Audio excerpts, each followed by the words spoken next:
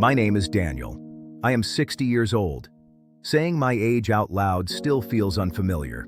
Not because I'm ashamed of it, but because time moved faster than my understanding did. One day I was 45, convinced I still had room to figure things out later. Then one morning, I was 60, realizing later had already happened. Life just felt muted. At 45, I had a job and a routine. I thought knowing these things meant I was doing well. I didn't realize I was slowly training myself to disappear from my own life. The first crack was a red light. I watched an older man cross the street, unhurried, as if time wasn't chasing him. I was 45. Why was I already tired of moving fast? I didn't see the cost accumulating slowly, invisibly. I'm 60 now. I can see it clearly. This is only the beginning of the shift. The moment where something real starts forming underneath. This is where it starts to change. Not all at once. Not in a way that anyone around me could notice. The change didn't announce itself. It didn't arrive with courage or clarity. It came quietly, like a shift in weight you only feel after standing too long. After 45, time didn't speed up the way people say it does. It thinned. Days felt lighter, easier to lose. Weeks slipped by without leaving marks. I would look back and struggle to separate one year from another. They blended together. They blended together, not because they were full, but because they were similar. I remember sitting in that same chair by the window one evening. The sun had gone down. The streetlights were on. Their light didn't reach far, just enough to outline the road and the edges of passing cars. I sat there longer than I meant to, listening to sounds that used to fade into the background. A dog barking far away, someone closing a door too hard. That night, something stayed with me. A feeling I didn't recognize at first. It wasn't sadness. It wasn't fear. It was closer to discomfort. The kind that comes when you realize you've been ignoring something important for too long. I began noticing how often I rushed through moments. Meals eaten quickly. Conversations shortened. Even rest felt like something I needed to finish. At work, I caught myself waiting for days to end. I would glance at the clock more often than I used to, not because I was eager to leave, but because I felt strangely disconnected from where I was. There was a meeting one afternoon that should have mattered. Important people, important decisions. I was sitting there, listening, nodding, taking notes. At some point, I realized I hadn't heard a single sentence clearly in several minutes. My mind had drifted without my permission. I felt embarrassed, then annoyed, then tired. That was new. The tiredness wasn't physical. It was the exhaustion of pretending I was fully present. I started to wonder how long I had been doing that. Small memories began surfacing without warning, not dramatic ones. Ordinary scenes. One evening, I found an old notebook while cleaning a drawer. It wasn't important, just notes from years ago. I flipped through it slowly. I sat on the floor, holding that notebook longer than I should have. It felt like evidence of a version of me who believed everything could be postponed. That was when it first became clear that waiting had a cost. Not a loud cost, a quiet one. Waiting meant conversations that never happened. It meant feelings that stayed unspoken long enough to lose their urgency. It meant assuming that people would still be there later, unchanged. I thought about someone I hadn't spoken to in years. We just stopped.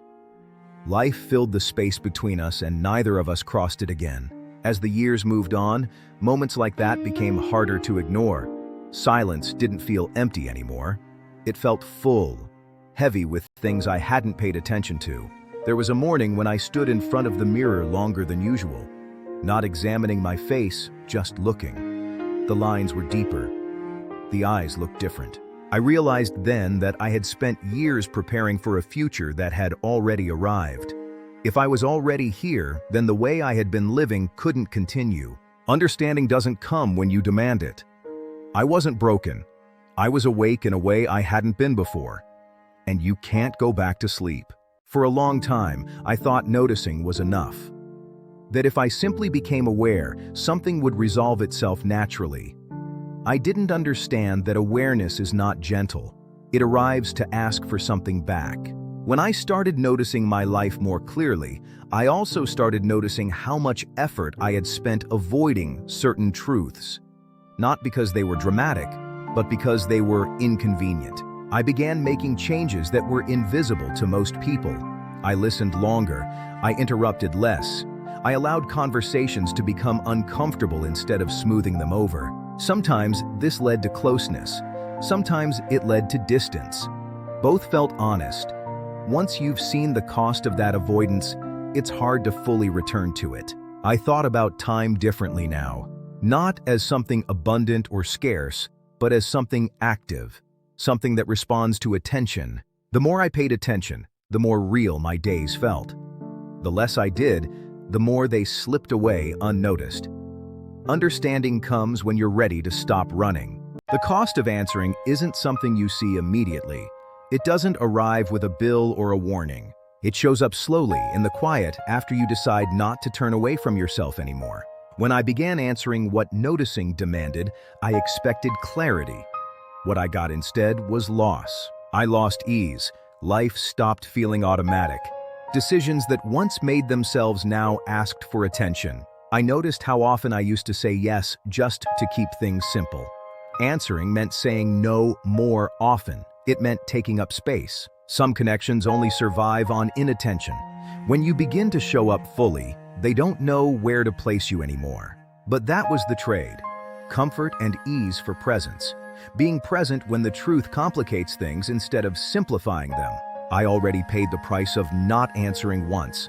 I'm not willing to pay it again. Not the kind people talk about proudly, not duty, not obligation, not the version that earns approval. This responsibility arrived quietly. It didn't feel noble, it felt heavy. Responsibility, once you stop turning away, is unavoidable. After answering what noticing demanded, I realized that awareness doesn't end with personal change. It leaks outward. It touches the way you speak, the way you listen, the way you choose to show up or not show up. For years, I believed that neutrality meant safety. I thought that if I didn't cause trouble, I was doing the responsible thing. Now I see how wrong that was. Silence is not empty. Silence participates. Responsibility showed itself first in small, uncomfortable moments. Moments where I realized that saying nothing was easier, but not honest. Kindness without honesty is just comfort, and comfort had cost me years. Responsibility also meant facing myself without excuses. I could no longer blame circumstances for the shape of my life. Not because those things weren't real, but because I had participated in every choice, every delay, every silence. Ownership is lonely work. No one claps for it. There are no markers to show progress, just a growing awareness that you are no longer innocent. I stopped seeing myself as a passive observer. Responsibility asked me to be present even when presence hurt. It meant integrity, and integrity often looks like being misunderstood. I also noticed how responsibility changed the way I listened. I listened for truth, even when it challenged my own views. That required humility. It required admitting when I didn't know something, when I had been wrong, when my perspective was limited. I had spent years building a version of myself that felt safe. Responsibility cracked that image open. It asked me to be fluid instead of fixed, curious instead of certain. That was unsettling. But I couldn't unsee what I had seen. The future felt less like a destination and more like an extension of how I was living now. That realization was sobering. Responsibility demanded consistency, not perfection, but alignment between what I noticed and how I lived. Responsibility doesn't ask for transformation. It asks for return. Return to presence. Return to honesty. Again and again. As I sit here now, at 60, I understand that responsibility isn't a burden.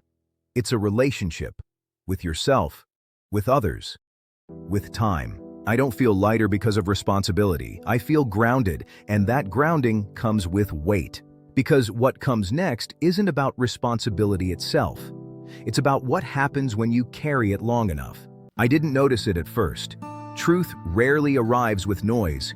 It slips in quietly, almost politely, as if it doesn't want to interrupt the life you're used to living. For me, it began with a strange calm, not happiness, just a steady sense that I no longer needed to brace myself against the world. Responsibility had taught me how to stand firm. Letting go taught me how to stand honestly. Something truer feels accurate. In that space, I had to meet myself without function, not as a provider or a fixer, just as myself.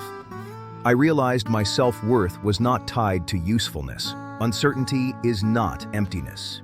It's openness. I allowed myself to say no without explanation. I didn't harden. I softened. I stopped narrating my life as a series of sacrifices. I was choosing where to place my energy. That choice felt clean.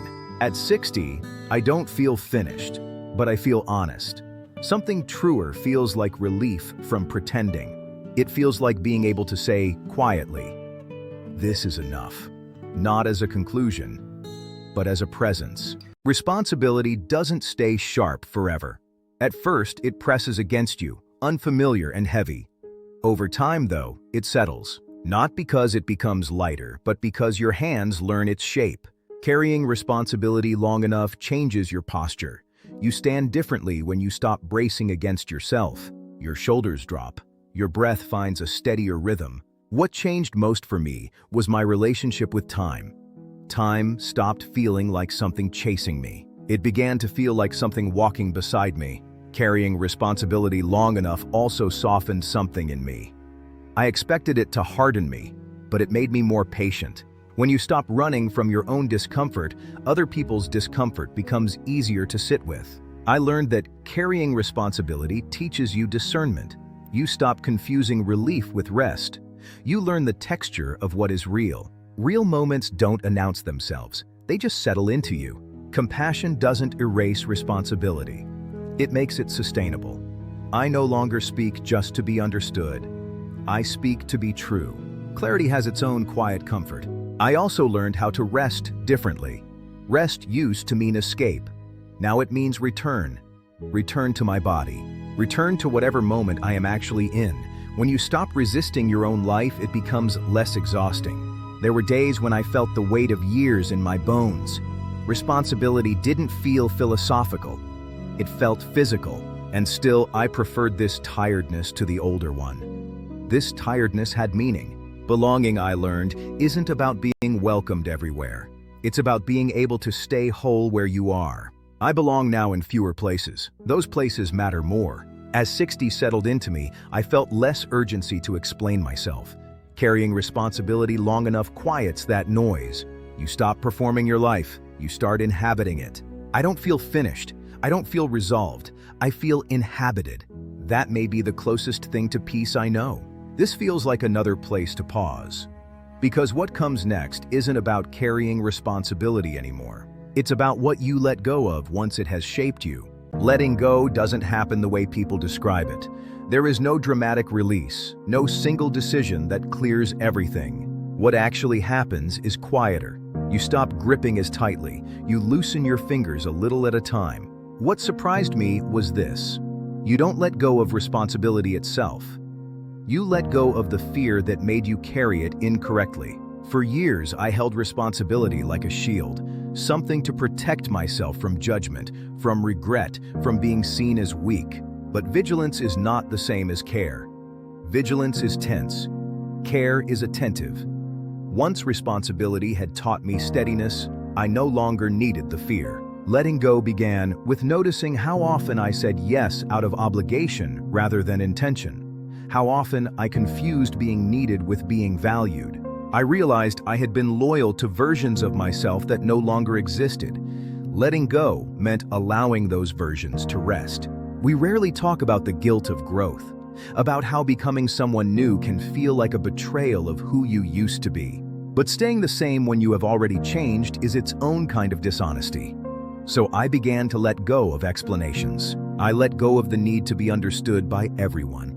I learned to trust that clarity doesn't require consensus. I also let go of urgency. The feeling that if I didn't act now, everything would slip away. Urgency had driven me for a long time. I learned that some things only arrive when you stop chasing them. That depth resists haste. That presence can't be rushed. Letting go of urgency didn't make me passive. It made me precise. I acted when it mattered. I waited when it didn't. That felt like power. I also let go of rehearsed regret. I began to see regret not as a verdict, but as evidence of learning, proof that I had changed. Letting go doesn't mean forgetting. It means releasing the emotional charge. Memory remains. The sting fades. It's integration. I noticed how my relationships shifted. Some deepened, some loosened. Not everything that matters has to last forever. Some things matter because they end. I learned to appreciate what something was instead of mourning what it didn't become.